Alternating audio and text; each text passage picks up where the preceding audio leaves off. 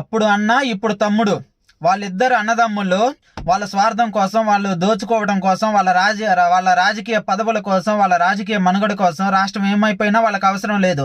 రాష్ట్రాన్ని తీసబోయే కేంద్ర ప్రభుత్వం దగ్గర, కేంద్ర నాయకుల దగ్గర తాకట్టు పెట్టడానికైనా వెనకాడరు అనమాట. వాళ్ళు ఎవరైనా అప్పుడు చిరంజీవి, ఇప్పుడు పవన్ కళ్యాణ్.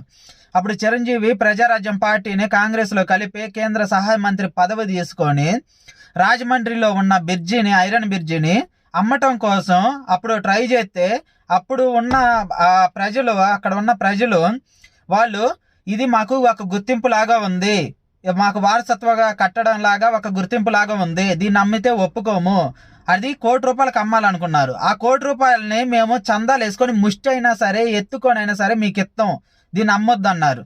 అప్పుడు వెనక్కి తగ్గారు. ఇప్పుడు పవన్ కళ్యాణ్ విశాఖ ఉక్కుని ప్రైవేటీకరణ చేస్తుంటే కూడా చేతులు కట్టుకొని ఉండు. వీళ్ళిద్దరు అన్నదమ్ములకి రాష్ట్ర ప్రయోజనాలు అవసరం లేదు, వాళ్ళ సొంత ప్రయోజనాలే ముఖ్యం.